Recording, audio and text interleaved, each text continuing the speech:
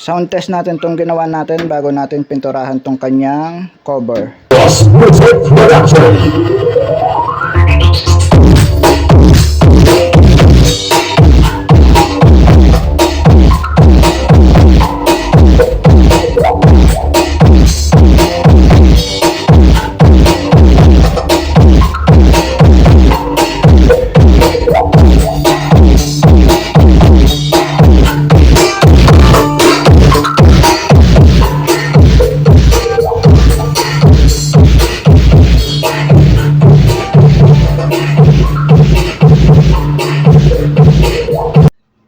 So ito na yung power amp na DIY lang mga idol, oh. Laki, oh.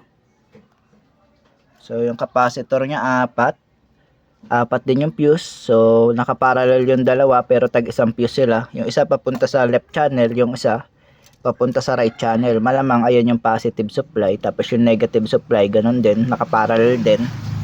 Yan, oh.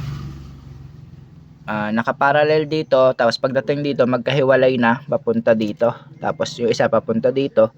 Ganon din sa negative supply, so papunta rin yung isa dito, yung isa papunta dito. Tapos yung negative nila, ito yung center tap, papunta dito. Dito na nakakonect sa capacitor, papunta rin dito. So ang ginamit sa kanyang 2SA 1216 yung PNP na transistor. Tapos sa kabila, yung kabilang side hindi kasi natin makikita, so dito na lang tayo titingin sa kabilang channel. So yung kabila naman 2SC 2922. So ayun yung kapartner ng A1216. So ang transformer niya ang laki, oh. So ang sukat ng transformer, yung core ay nasa 6 inch yung core ng transformer. So kung isasama mo yung winding, mas malapad, no? So halos nasa 8 kung isasama mo yung pinaka winding. Yung lapad naman nasa 4.5 po, 4.5 ba? Yan, 4.5 ang lapad naman yan. 4.5 by 6 yung sukat ng ating transformer. Yan, medyo magulo yung wiring, no? Pero mukhang masusundan naman natin to.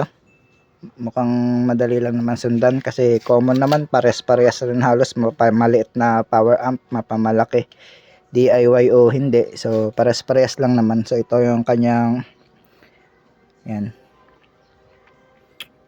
nandito yung mga driver nya. So bali ano siya, 1, 2, 3, 4, 5, 6 pairs.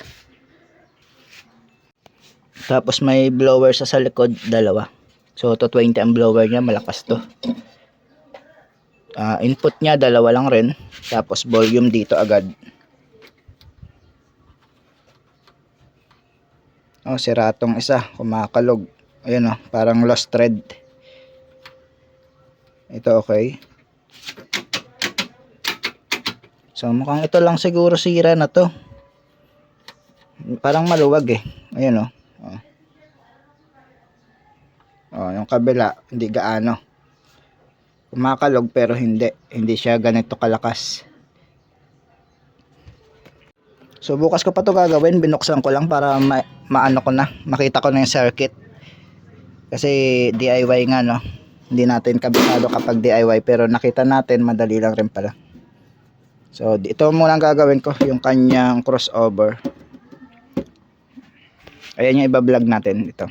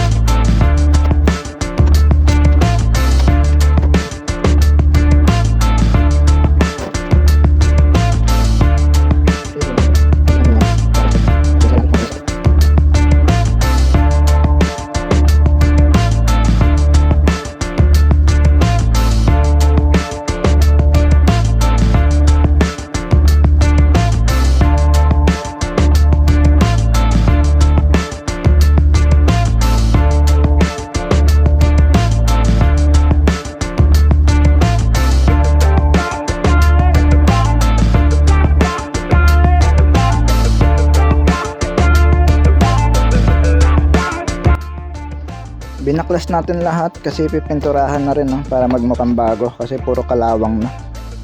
Yan, no? Bigat to. Ilang kilo kaya to? Bigat.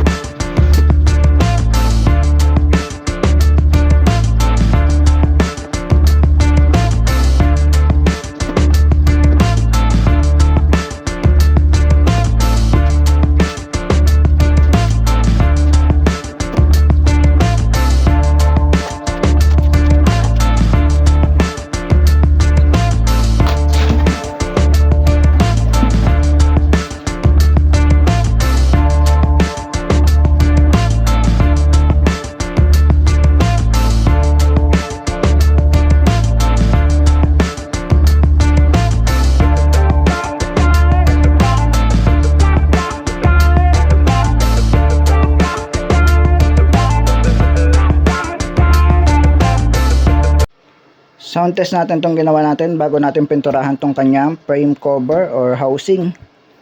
Naka-on na yung mid-high natin. Ang gamit ko yung Audio Master na 350 watts. Ayan. Tapos pang base natin ito, yung ginawa natin. Ayan yung gagamitin natin sa sub. Bali isa lang pala yung nakakabit na sub natin, yung subwoofer lang. Kasi wala pala tong parallel. So gagawa na lang natin yung may-ari, pero meron tong link. So pwede tayo mag-link dito papunta dito sa channel A. Ito yung channel B. So channel B lang muna yung nakakonect. Ito isang speaker lang. Mamaya try natin tong isang speaker ulit sa channel A naman. Kasi walang parallel to eh. DIY lang kasi. So pwede naman siya mag-link dito. May link naman siya. Tapos connect nyo lang dito sa channel A. So on natin yung ginawa natin. Ano lang to, for demo lang ha. Manipis pa yung cord na to. So papalitan natin yan. Umiikot na yung pan. Okay, active. So try natin, magma-music tayo. Ang volume ng mixer natin, wala pa 1/4. Tapos yung volume ng gagamitin nating cellphone, nasa lampas lang na 1/2. So mga 3/4 siguro. Ayan. Ayan lang. So check natin kung may ugong yung speaker. So ito yung nakakabit na speaker. Walang ugong. Goods yung DIY natin. Walang kaugong-ugong kahit konti. So magbo-volume na tayo, no? Play natin tong music. Volume tayo sa ano? Volume tayo sa bass.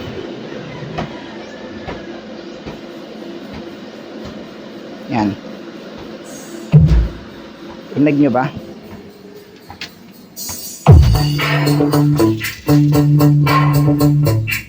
DJ JB Pongkalon and DJ Seven Remix. Isang bass lang yun, no? Ang gamit pala natin kay 7 Remix, Ice Ice Baby. Sana hindi tayo makapiright, no? 2.5 million views 3 years ago. Play.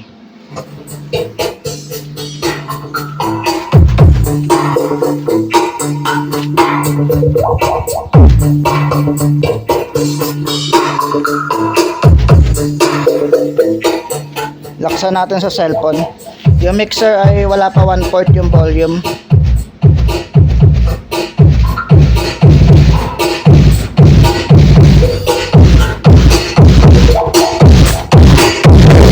Music Production.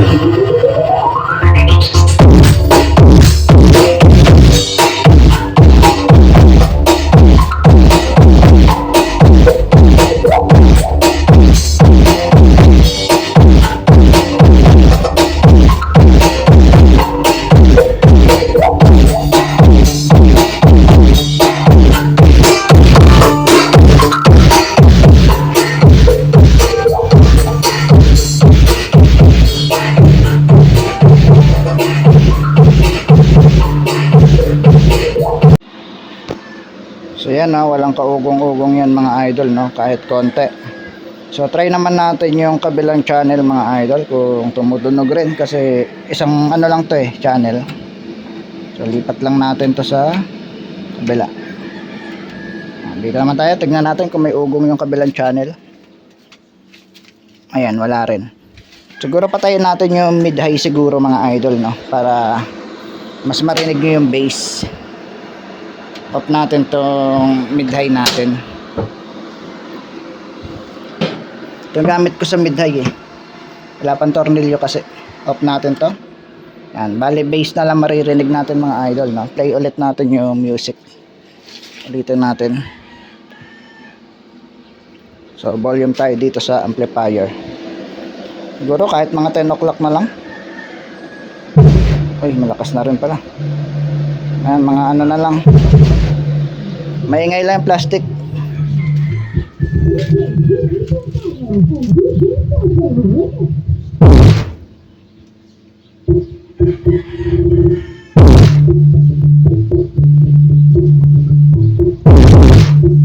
Ayan yung bass. Papavibrate niya pa rin kahit pa paano.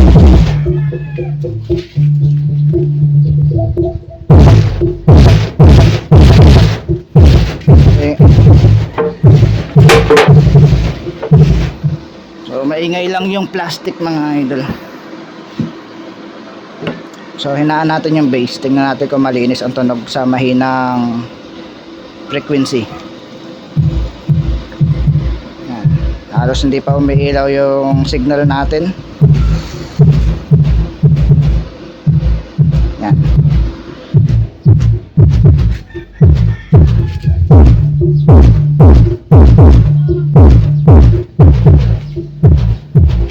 So yan yung tunog ng ating DIY mga idol. So itong frame binili na lang namin to sa online shop, itong front na panel. Kasi ang frame na to dati, 'di ba? Kita niyo naman yung una. So kunin natin. So bali ito yung front niya dati. Walang indicator. So nagsuggest tayo kung gusto niya may indicator. Yan. Bumili kami sa online ng front panel para sa power amp. Tapos ito pipinturahan na lang namin ng itim para mas magmukhang binili talaga, hindi magmukhang DIY. Yan. Bale, nagbawas na lang tayo sa frame at kinonvert natin ulit yung housing niya kasi yung mga butas kailangan natin baguhin, tapos babawasan natin kasi mas mas mataas to kaysa sa dati. So kailangan natin magbawas. Yan. Mas mataas siya kaysa sa dati. Kailangan natin bawasan yung frame tapos magbubutas ng panibago. So yan yung ginawa natin. Pati yung likod binili rin namin. Kasi yung dati na to declip pa yung likod, hindi pa siya naka binding post, tapos declip lang siya yung mga sinaunang speaker terminal.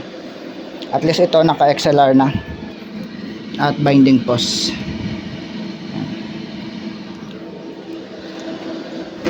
Okay na to mga idol, pwede na tong i-text sa may-ari na okay na yung kanyang power amp, DIY power amp. DIY rin yung dati. So ngayon naka JBL audio na yung kanyang kanyang front panel. At smooth din yung yung kanyang knob. Ayan lambot. Ay, may music pa pala tayo. Yan ang bass niya, Tayo na natin. Hanggang dito na lang mga idol.